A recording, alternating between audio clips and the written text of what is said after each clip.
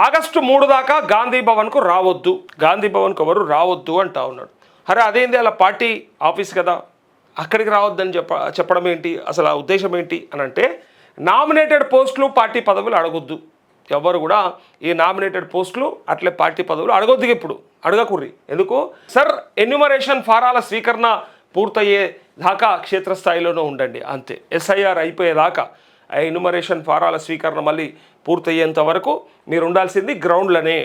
గాంధీ భవన్కి రావద్దు, ఎవ్వరు కూడా అడగొద్దు. అది ఇప్పుడే నామినేటెడ్ పోస్టులు పార్టీ పదవులు కూడా అడగొద్దు అంటూ ఇక్కడ 25 నియోజకవర్గాల్లో వెనుకబడ్డాం, బాధ్యులు స్పందించండి. ఇక్కడ చూడండి, ఇక 25 నియోజకవర్గాల్లో వెనుకబడి ఉన్నాం కాబట్టి బాధ్యులే స్పందించాలి.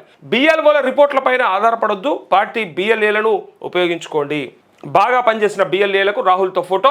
సర్పై శ్రేణులకు సీఎం నిర్దేశం, ఒక్క ఓటును నష్టపోకూడదని మహేష్ గౌడ్ అంటూ రేపు కొడంగల్కు సీఎం రేవంత్ రెడ్డి రేపు కొడంగల్కు పోనున్నాడట. అయితే ఇక్కడ వార్త ఏంటంటే, ముచ్చట ఏంటంటే, గాంధీ భవన్కు రావద్దనడంలో ఉన్నటువంటి ఆంతర్యం ఏంటిదంటే, మీరు ఇక్కడ తిరిగి ఇక్కడ ఈ పదవులు ఆ పదవులు అనుకుంటా ఈడ టైంపాస్ చేస్తే ఆడ మన ఓట్లు పోతాయి, ఓట్లు గల్లంత అవుతాయి. బిఎల్ఓల పైన మాత్రమే ఆధారపడకుండా, ఆఫీసర్ల పైన ఆధారపడకుండా ఈ బూత్ లెవెల్ ఏజెంట్స్ బిఎల్ఏలని పార్టీ తరపున నియమించడం కాబట్టి వాళ్ళని ఉపయోగించుకొని ఎట్టి పరిస్థితులలో ప్రతి ఓటును కూడా జాగ్రత్తగా కాపాడండి. పోయిందా కథమైపోయినట్టే మనము, కాబట్టి జాగ్రత్తగా ఉండండి, ఇటు పక్క రావద్దు అని చెప్పి అంటా ఉన్నాడు. అసలు గాంధీ భవన్ చుట్టుపక్కల కనిపించకూరు ఇక మీరు, అది అయిపోయేదాకా. ఎప్పటిదాకా? ఆగస్టు 3 ఉన్నది అనుకో, ఇక అది డేట్ అయితే. ఆ ఫామ్స్ స్వీకరణ టైం చివరిగా ఉన్న డేటు ఆగస్టు 3. 24 ఉండే, అది కొంత ఎక్స్టెన్షన్ జరిగింది. సో ఆగస్టు 3 దాకా ఉంది. అప్పటిదాకా మాత్రం ఎవరు కనపడద్దని వార్నింగ్ ఇచ్చాడు. అందుకే ఇక్కడ చూడండి, హైదరాబాద్ చుట్టూ తిరుగుతామంటే కుదరదు, ఇన్ఛార్జ్ ఎంపీలు సరిగా పనిచేయకపోతే కఠినంగా వ్యవహరిస్తాం. అట్లే ఎస్ఐఆర్పై జూమ్ మీటింగ్లో రేవంత్ రెడ్డి నిన్న ఒక జూమ్ మీటింగ్ జరిగింది. ఆ జూమ్ మీటింగ్లో చెప్పాడు, చైర్మన్ పదవులు పార్టీ పోస్టులు కావాలని, గాంధీ భవన్ చుట్టూ ఎవరు తిరగొద్దని, ఆగస్టు 3 వరకు నేతలంతా క్షేత్రస్థాయిలోనే ఉండాలని సీఎం రేవంత్ ఆదేశించారు. పదవుల కోసం తిరిగే వారికి అపాయింట్మెంట్లు ఇవ్వొద్దని పార్టీ నేతలకు సూచించారు. కొందరు నాయకులు హైదరాబాద్లో కూర్చొని పనిచేయడం లేదన్నారు. నేడు 10 మంది ఇన్ఛార్జ్ మంత్రులు అన్ని జిల్లాల్లో ఎస్ఐఆర్పై సమీక్షా సమావేశాలు నిర్వహిస్తారని పేర్కొన్నారు.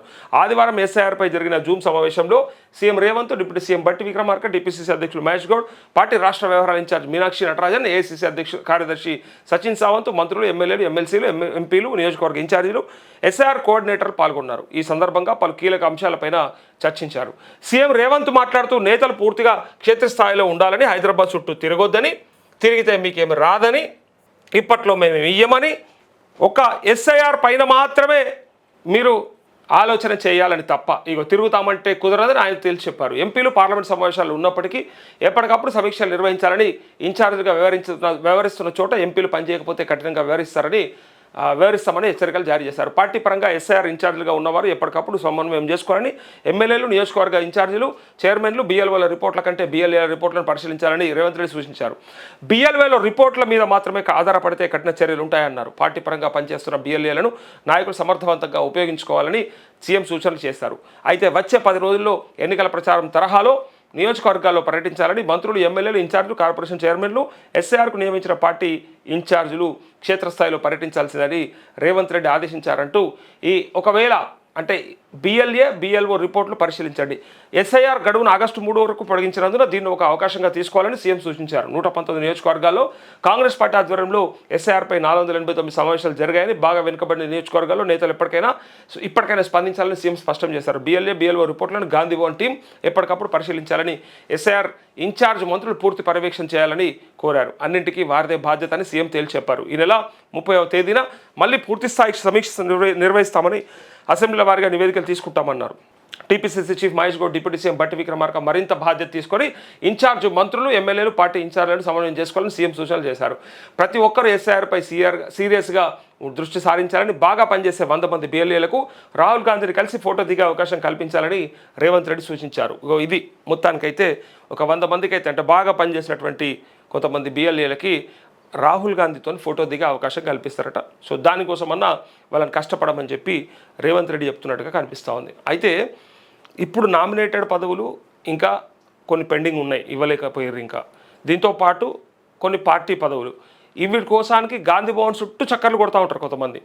అక్కడ ఉన్నటువంటి సీనియర్ నాయకులని, అక్కడ ఉన్నటువంటి పెద్ద నాయకులని కలవడానికి అపాయింట్మెంట్లు తీసుకొని ఇక తిరుగుతూ ఉంటారు. అయితే రేవంత్ రెడ్డి ఏమంటున్నారంటే, మీరు గాంధీ భవన్ చుట్టూ తిరిగితే ఏం పని లేదు, ఏం పని రాదు, పైగా హైదరాబాద్ చుట్టూ కాదు ఉండాల్సింది, మీరు చక్కగా పోయి మీ నియోజకవర్గాలలో మీకు ఇన్ఛార్జ్ ఉన్న చోట లేదా మీ మీ ప్రాంతాల్లో పనిచేసి బ్రహ్మాండంగా సమన్వయం చేయండి. ఇప్పుడు ఈ 10 రోజులు పెంచితే ఈ 10 రోజుల్ని గొప్ప అవకాశంగా తీసుకోండి.